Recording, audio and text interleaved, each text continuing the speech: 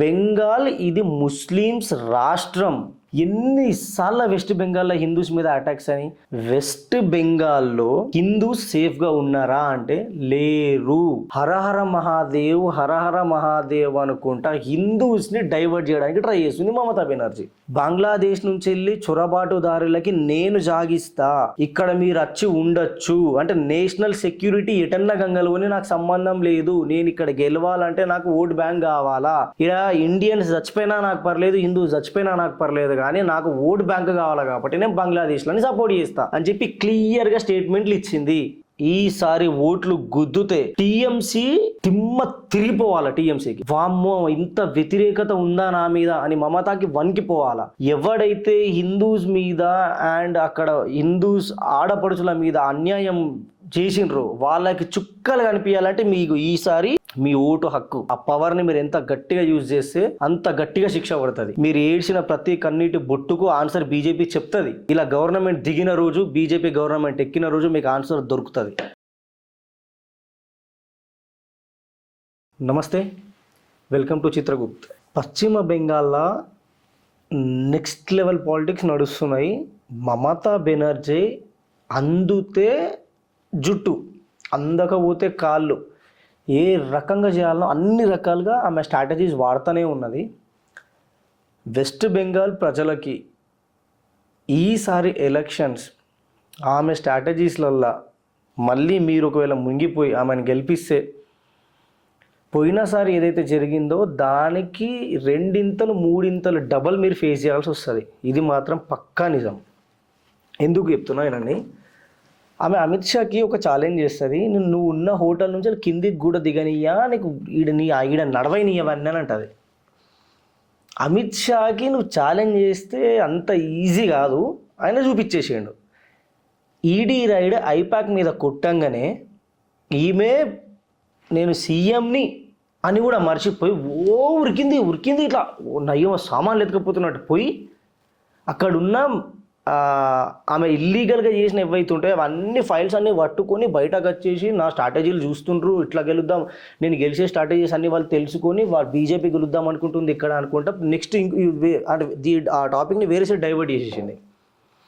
కానీ ఇల్లీగల్గా జరుగుతున్న వాటి గురించి వెళ్ళి ఫైల్స్ అక్కడ ఉన్నాయి కాబట్టి రైడ్ అయిందని చెప్పి అమిత్ షా క్లియర్ చేసేసిండు దాన్ని. టీఎంసీ లీడర్స్ ఎట్లున్నారు ఒక్కసారి మనం రీక్యాప్ చేద్దాం దీని గురించి వెళ్ళి. షేక్ షాజహాన్ ఎంత వరస్ట్ నా కొడుకుడనంటే ఆడలు ఎక్కడ అంటే వాడిని కనిపించిన ఆడవారిని అందరినీ ఎవరు మంచిగా కనిపిస్తారని తీసుకుపోయి అనుభవించాలా అనుకునే చెత్త నా కొడుకు ఆడు. ఇట్లాంటి లీడర్స్ని పెంచి పోషిస్తుంది మమతా బెనర్జీ. వాళ్ళ మినిస్టరీస్ వాళ్ళ ఎమ్మెల్యేస్ అయితే డైరెక్ట్ స్టేట్మెంట్లే ఇස්සరికి బెంగాల్ ఇది ముస్లిమ్స్ రాష్ట్రం, ఇక్కడ మాకు ముస్లిమ్స్కి నచ్చిన షరియా చట్టంనే మేము అమలు చేస్తాం, ఇండియన్ రాజ్యాంగంతో మాకు పని లేదు అని స్టేట్మెంట్లు ఇస్తారు. ఇంకా కొంతమంది అయితే ఇది ముస్లిమ్స్ దేశంగానే మేము మార్చేస్తాం, మాకు ఇక్కడ హిందూస్తోని పని లేదు అని చెప్పి ఇంకొంతమంది అంటారు. ఇంకో కొంతమంది లీడర్స్ ఎట్లున్నారని అంటే హిందూస్ మీద పొద్దున్న లేస్తే హిందూస్ మీద పడి ఏడవడాలు, ఎంతసేపు హిందూస్ని నరకం చూపించాలి అక్కడి నుంచి ఎల్లగొట్టాలి అనే కాన్సెప్ట్లో ఇంకొంతమంది. ఎన్నిసార్లు వెస్ట్ బెంగాల్లో హిందూస్ మీద అటాక్స్ అని, బంగ్లాదేశ్లో హిందూస్ మీద అటాక్స్ అయినాయి, నరకం చూస్తున్నారు, అక్కడ హిందూస్ నరకంలోనే బతుకుతున్నారు. అది బంగ్లాదేశ్ కాబట్టి అది ఇండియన్ కంట్రీ కాదు, హిందూస్ కంట్రీ కాదు కాబట్టి అట్లా అయింది ఉందనుకో. ఇక్కడ ఏం జరుగుతుంది మరి? వెస్ట్ బెంగాల్లో హిందూస్ సేఫ్గా ఉన్నారా అంటే లేరు అని చెప్పి ఎన్నోసార్లు వాళ్ళ గవర్నమెంటే ప్రూవ్ చేసింది. వెస్ట్ బెంగాల్ నుంచి వెళ్ళి పారిపోయి వేరే స్టేట్లలోకి పారిపోయినారు హిందూస్. కొన్ని సిచ్యువేషన్లో వాళ్ళ హిందూస్ ఇల్లులపై అగ్గిలు పెట్టేయడం, హిందూస్ అమ్మాయిల్ని కానీ మహిళల్ని కానీ రేపులు చేసేయడం, వాటి వల్ల కొంతమంది హిందూస్ వాళ్ళ ప్లేసెస్ని వదిలేసి ఇల్లు వాకిలి అన్నీ వదిలేసి పారిపోయిండ్రు పడవలలో ఎక్కుకుంటా. అట్లాంటి సిచ్యువేషన్లని క్రియేట్ చేసిండ్రు ఈ టీఎంసీ లీడర్లు.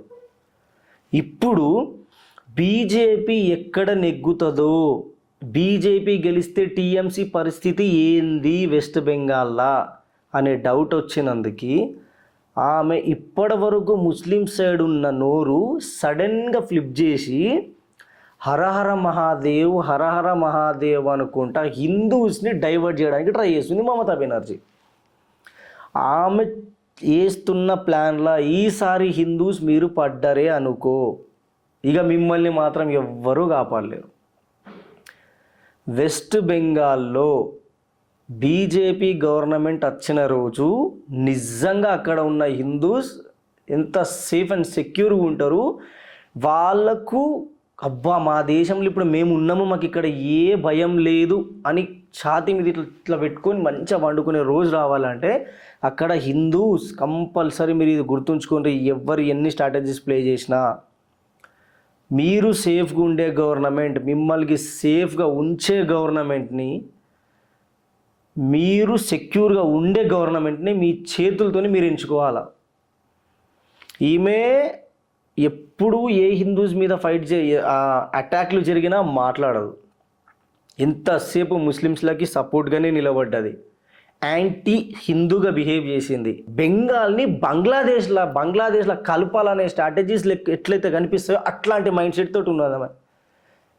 బంగ్లాదేశ్ నుంచి వెళ్ళి చొరబాటుదారులకి నేను జాగిస్తా, ఇక్కడ మీరు వచ్చి ఉండొచ్చు అంటే నేషనల్ సెక్యూరిటీ ఎటన్నా గంగలుని నాకు సంబంధం లేదు, నేను ఇక్కడ గెలవాలంటే నాకు ఓట్ బ్యాంక్ కావాలా, హిందూస్ నాకు ఓట్ వేయరు, సో నేను బంగ్లాదేశ్ నుంచి వచ్చే ముస్లిమ్స్ని నా స్టేట్లకి అలౌ చేస్తా, వాళ్ళకి ఆధార్ కార్డులు ఇస్తా, వాళ్ళకి నా పథకాలు ఇస్తా. ఇక్కడ ఇండియన్స్ చచ్చిపోయినా నాకు పర్లేదు, హిందూస్ చచ్చిపోయినా నాకు పర్లేదు, కానీ నాకు ఓట్ బ్యాంక్ కావాలి కాబట్టి నేను బంగ్లాదేశ్లోని సపోర్ట్ చేస్తా అని చెప్పి క్లియర్గా స్టేట్మెంట్లు ఇచ్చింది. ఎన్ఆర్సీ కానీ ఎస్ఐఆర్ కానీ ఏది కూడా మాకు ఉద్దిడా అనుకుంటా ఎప్పుడు నేషనల్ గవర్నమెంట్ ఇచ్చిన సెక్యూరిటీ రీజన్స్కి ఎప్పుడు కూడా సపోర్ట్ చేయాలి ఆమె. అట్లీస్ట్ ఇప్పుడైనా వెస్ట్ బెంగాల్ ప్రజలకు నేను రిక్వెస్ట్ చేస్తున్నాకి, ఇప్పుడైనా కళ్ళు తెరిచి ఫిబ్రవరిలో జరిగే ఎలక్షన్స్లా ఈసారి ఓట్లు గుద్దుతే టీఎంసీ తిరిగిపోవాలి. టీఎంసీకి వామ్మో ఇంత వ్యతిరేకత ఉందా నా మీద అని మమతాకి వణికిపోవాలా. ఎవడైతే హిందూస్ మీద అండ్ అక్కడ హిందూస్ ఆడపడుచుల మీద అన్యాయం చేసిండ్రో వాళ్ళకి చుక్కలు కనిపించాలంటే మీకు ఈసారి ఫిబ్రవరిలో మీరు తీసుకున్న డెసిషనే, మీ ఓటు హక్కు. ఆ పవర్ని మీరు ఎంత గట్టిగా యూజ్ చేస్తే అంత గట్టిగా శిక్ష పడుతుంది ఆ టీఎంసీ నాయకులకి. ఇది మీరు గుర్తుంచుకొని ఓటేయండి. మీరు ఏడ్చిన ప్రతి కన్నీటి బొట్టుకు ఆన్సర్ బీజేపీ చెప్తుంది. ఇలా గవర్నమెంట్ దిగిన రోజు, బీజేపీ గవర్నమెంట్ ఎక్కిన రోజు మీకు ఆన్సర్ దొరుకుతుంది. మీరు సేఫ్గా సెక్యూర్గా ఉండాలనుకుంటే బీజేపీకి ఈసారి గెలిపించి చూడండి, మీకు అర్థమైపోతుంది. మళ్ళీ ఈసారి టీఎంసీ వస్తే అక్కడ మీరు ఏ రేంజ్లో నరకం చూస్తారో మీరే మీ ఊహకి వదిలేస్తున్నాం.